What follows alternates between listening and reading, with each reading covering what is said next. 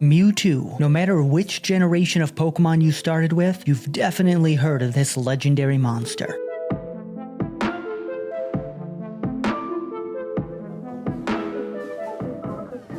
Its name is nearly as synonymous with Pokemon as Pikachu itself. In fact, many of you likely remember your first encounter with Mewtwo, the frustration of watching it break free from that 13th Pokeball. But more importantly, you probably recall the moment you realized that with Mewtwo, you could challenge the entire Pokemon world. As you're about to see, in the realm of competitive Pokemon, some trainers never let go of that moment. In today's video, we're delving into Mewtwo's historic battles, strategic builds, and the championships that underscore its years of dominance in competitive Pokemon. Oh, and as a bonus, we'll explore Mewtwo's role in the upcoming metagame. Here's a little teaser. History has a curious way of repeating itself. Mewtwo has always stood out for its versatility in competitive Pokemon. Kyogre always wants to drench the battlefield with Water Spout. Xerneas always wants to overwhelm its contenders with Geomancy. And Zamazenta always wants to sit on its opponents. I don't know. This adaptability is why it took me so many weeks to put this video together. Mewtwo's builds have varied immensely across different restricted formats. Oh, and for those of you unfamiliar, restricted formats are periods when the most powerful Pokemon, like Rayquaza or Zacian, are legal for official play. These formats don't occur often, but Mewtwo has been available in every single one of them. Part of Mewtwo's legendary success in competitive Pokemon lies in its unique arsenal of moves, a strength that Hui Ha masterfully showcased in the 2010 World Championships. Ha unveiled a Mewtwo build that remains one of the most innovative in VGC history. Are you ready for this? Trick Room, Protect, Self-Destruct, and Blizzard. By sacrificing all of Mewtwo's speed, Ha built a bulky Mewtwo that could withstand attacks like Kyogre's Water Spout, the benchmark for damage at the time. Under Trick Room, this slower Mewtwo could outspeed opposing restricted Pokemon and overwhelm them with a variety of devastating coverage moves. So why did this strategy excel? Well,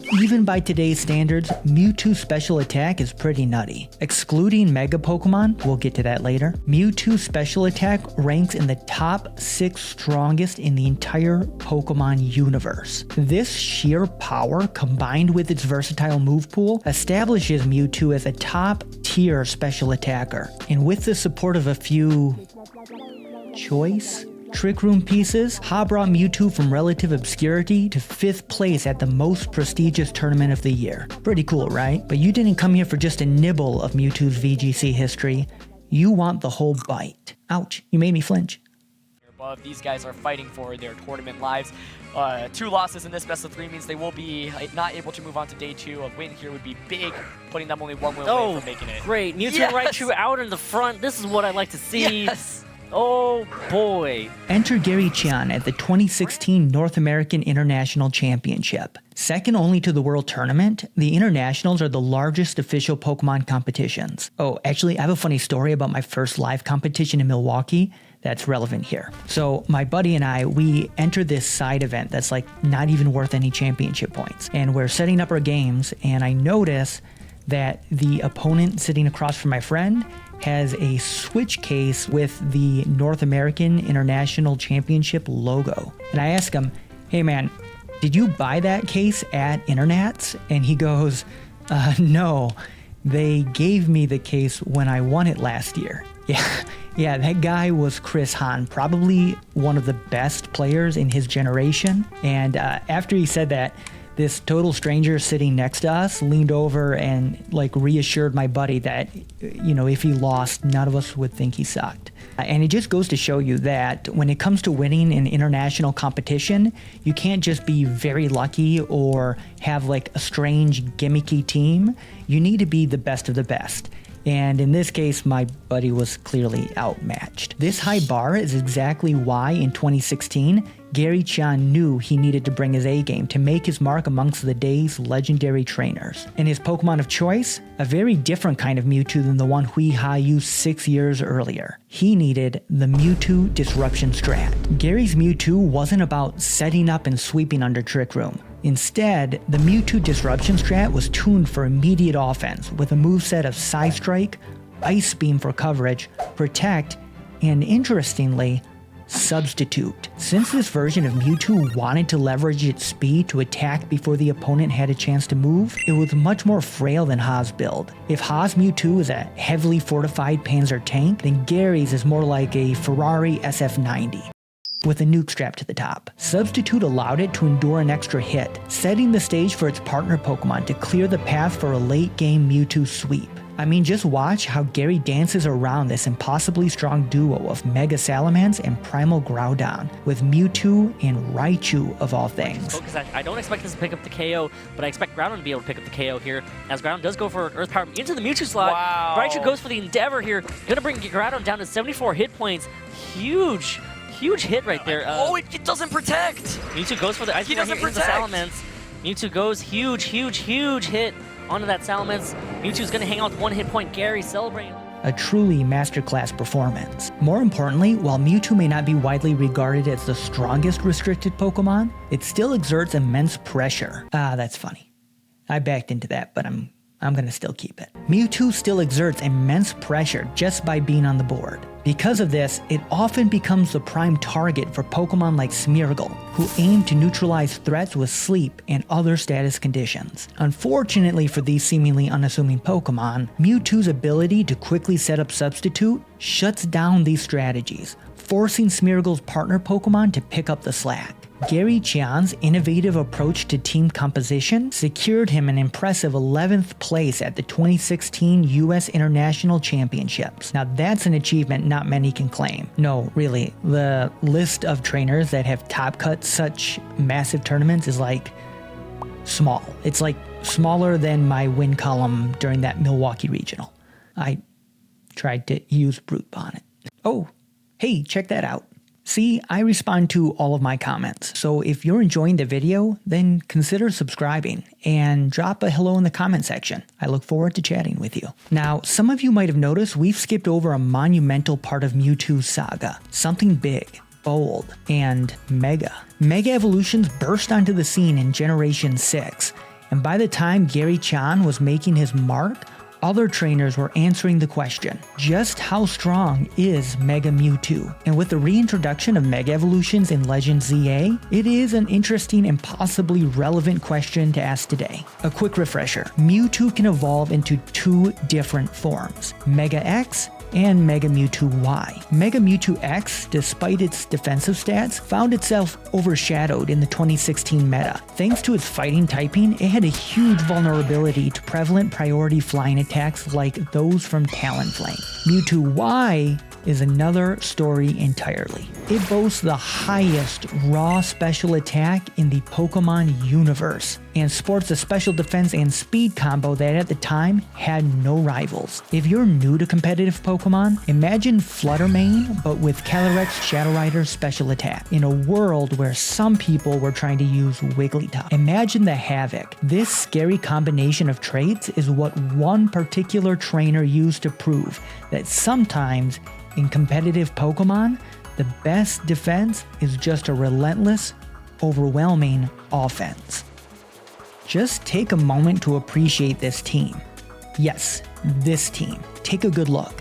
It's undeniable that Mega Rayquaza was a powerhouse back in its prime. So much so, I'm thinking it deserves a video on its own. By mid-2016, Mega Rayquaza had established itself as a top physical attacker of the format. In fact, this is the year that a really obscure, relatively unknown trainer would win the World Championship, in no small part to the massive damage output that Mega Rayquaza could produce. But there was a snag, Mega Gengar. With its speedy, disruptive moves like Taunt to block Swords Dance and Will-O-Wisp to cut its attack in half, Mega Gengar could effectively shut down Rayquaza's offense. This problem was compounded by the fact that the only move Rayquaza could reliably use before Gengar acted was Extreme Speed, which, frustratingly, doesn't affect Ghost-type Pokemon like Gengar. This brings us to Denayash Selvakumar, a determined trainer at the 2016 Sydney Regionals, facing the notorious Gengar dilemma. Denayash aimed to harness the formidable power of Rayquaza,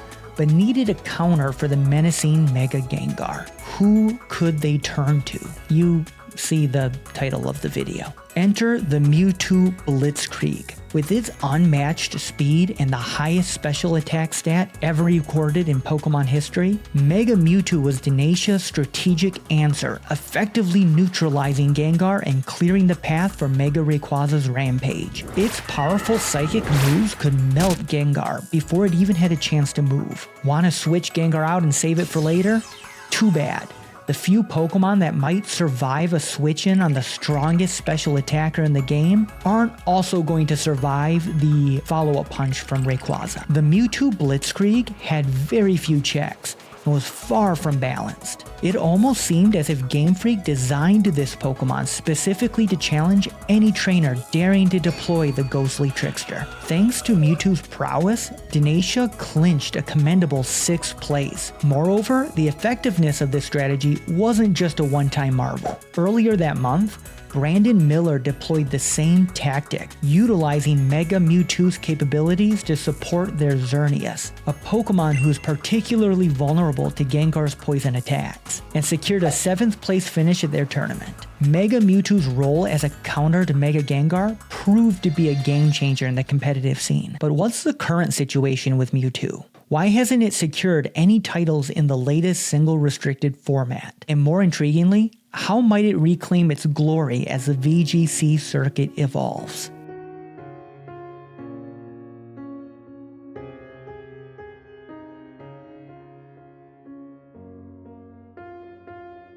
Perhaps Mewtwo's greatest strength is also its greatest weakness. Lacking access to optimized Mega Mewtwo Y stats in recent generations, base Mewtwo's more balanced attribute spread, it's akin to hiring a mixed martial artist when what you really needed was a superhero, capable of taking everything down with one punch. In essence, Mewtwo has many skills, but none are overwhelming. Contrast this with newer Pokemon like Calyrex Shadow Rider, which has many of the same moves but boast far more optimized stats and a downright busted ability. Mewtwo, on the other hand, struggles to stand alone as the sole leader of any team.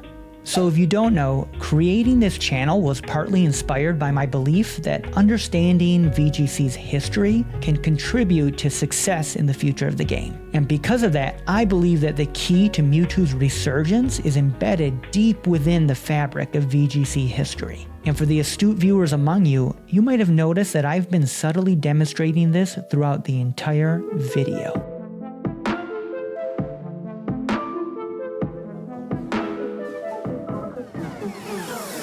The versatility that Mewtwo brings to the battlefield has always shown brightest in double restricted formats. Revisiting Ha's team, we see that Mewtwo's ability to set up Trick Room wasn't just about allowing itself to sweep. It also paved the way for slower yet formidable Pokemon like Dialga to dominate a slew of mighty opponents. Gary Qian's substitute Mewtwo could counter other disruptive Pokemon like Venusaur and Smeargle, enabling Primal Groudon to chip away at its enemies more effectively. And Denayash?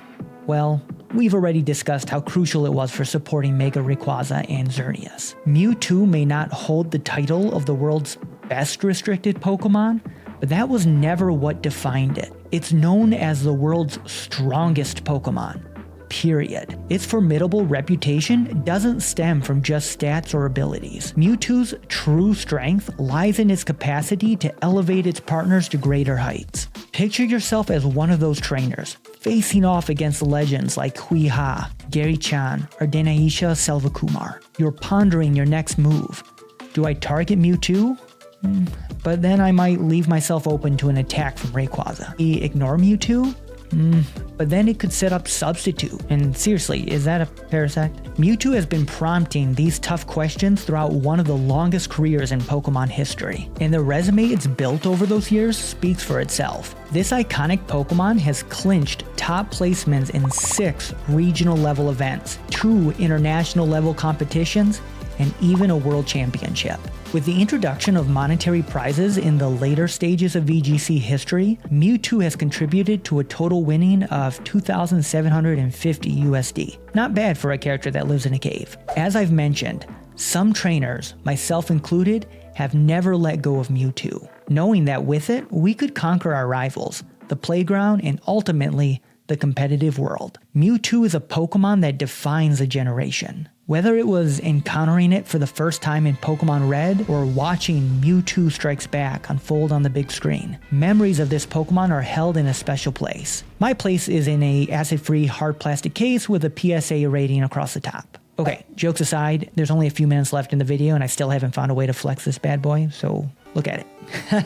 All jokes aside, and at the risk of sounding a bit nostalgic, Mewtwo is a Pokemon that will always be tied to my budding love for Pokemon. And I'm sure many of you feel the same. As the competitive scene evolves, another double restricted format will inevitably make its return. So now I turn to you, League Champion. Are you the one? Will you harness the lessons from VGC's past to unleash the full potential of the world's strongest Pokemon? Can you discover the right moveset or team composition that allows Mewtwo to reach new heights? Will you be the one to recapture that moment?